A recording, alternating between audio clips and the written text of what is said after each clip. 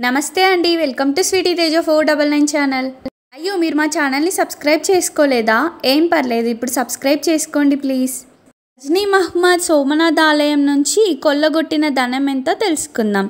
సోమనాథ్ ఆలయంపైకి గజ్నీ మహ్మద్ దండయాత్ర చేసి అక్కడి విలువైన సంపదను దోచుకెళ్లారని, ఆ సమయంలో జరిగిన పోరాటంలో వేలాది మంది హిందువులు చనిపోయారని చరిత్ర పుస్తకాలు చెబుతున్నాయి.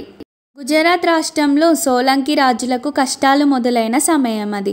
ఆ సమయంలో అంటే 1000 ఏళ్ల కిందట సోమనాథ్ను గుజ్జర్ల రాజ్యానికి మత రాజధాని రిలీజియన్గా పరిగణించేవారు. సౌరాష్ట్ర తీరాన ఉన్న సోమనాథ్ ఆలయం కారణంగా ఈ ప్రాంతాన్ని ఇలా భావించేవారు. సౌరాష్ట్ర తీరంలో నిర్మించబడిన ఈ ఆలయం గోడలు సముద్రపు అలల వల్ల కొట్టుకుపోయాయి. భారీ రాతి పలకల మీద ఈ ఆలయాన్ని కట్టారు. ఈ మందిరం పైకప్పు ఆఫ్రికా నుంచి దిగుమతి చేసుకున్న 56 స్తంభాలపై ఉంటుందంట. ఆలయం శిఖరం మీద 14 బంగారపు గోళాలు ఉండేవంట. సూర్యరశ్మి పడి అవి మెరుస్తూ చాలా దూరం వరకు కనిపించేవి. ఆలయంలో ప్రతిష్ఠించిన శివలింగం 7 మూరాల ఎత్తు ఉండేది. దానిపై అనేక రకాల జంతువుల చిత్రాలు చెక్కి ఉండేవంట. వజ్రాలతో పొదిగిన కిరీటం శివలింగం మీద అలంకరించబడి ఉండేది. శివుని సేవకులకు ప్రతీకగా గర్భగుడి సమీపంలో పైకప్పు మీద బంగారం, వెండితో చేసిన అనేక మూర్తులు ఉండేవి. గర్భగుడి అంతా రత్నాల సౌందర్యాలతో శోభాయానంగా కనిపించేది. దాని ముందు భారీ బంగారు గొలుసు వేలాడి ఉండేది. ఆలయం పక్కనే రత్నాలు, బంగారం, వెండి మూర్తులతో నిండిన బండాకారం ఉండేది. డాక్టర్ మొహమ్మద్ నజీం రాసిన గజ్నా సుల్తాన్ మహ్మద్ జీవిత కథలో the life and times of Sultan Mahmud of గజ్నాలో ఈ విషయాలు ఉన్నాయి. దోపిడీకి ముందు సోమనాథ్ ఆలయం ఎలా ఉందనే విషయాలపై ఇస్లామిక్స్ ఆల్ బరూని, ఇజ్ జాఫిర్ల కథనాలను ఇందులో ఉదహరించారు. మహ్మద్ జీవిత చరిత్ర ప్రకారం యామిన్ ఉద్ దల్లా రాజ్యాలను గెలుస్తూ దేవాలయాలను ధ్వంసం చేస్తుండడంతో సోమనాథ్పై కోపంగా ఉన్నారని హిందువులలో వదంతులు వ్యాపించాయి. అనంతరం మహ్మద్ సోమనాథ్ వెళ్లాలని నిర్ణయించుకున్నారు. 1025 అక్టోబర్ 18న స్టార్ట్ అయితే 1026 జనవరి 6న గుజరాత్ సోమనాథ్ వద్దకి చేరుకున్నారంట. 3వ రోజున మహ్మద్ సైన్యం 2 సార్లు దాడి చేసి కోటను స్వాధీనం చేసుకుందంట. కోటను స్వాధీనం చేసుకున్న తర్వాత స్థానిక గ్రూపులు సోమనాథ్ ఆలయం వద్దకు చేరుకున్నారు. అక్కడ మహ్మద్ సైనికులపై మళ్లీ దాడులు చేశారు. అయితే మహ్మద్ సేవలను ఎక్కువసేపు ప్రతిఘటించలేకపోయారు.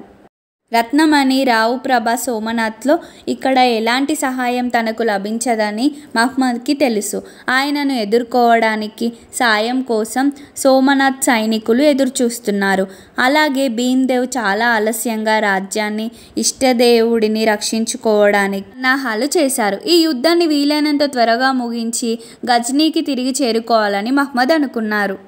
సోమనాథ్లో లేదా సౌరాష్ట్రాలలో మహ్మద్తో పోరాడిన మరో రాజు లేరు. ప్రభాస్యా అనే సోమనాథ్ పుస్తకం ప్రకారం సోమనాథ్పై దాడి చేసి హిందూ రాజులకు షాక్ ఇచ్చారు మహ్మద్.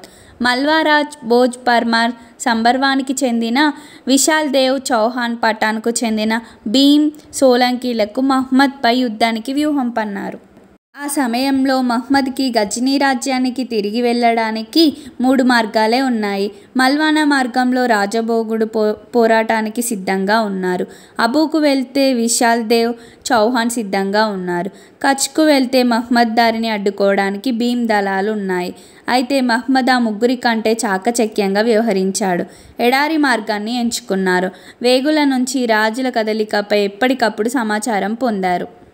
ప్రభాస్ సోమనాథ్ పుస్తకం ప్రకారం మహ్మద్ తాను వచ్చిన దారిలోనే తిరిగి రాజ్యానికి వెళ్ళలేదు.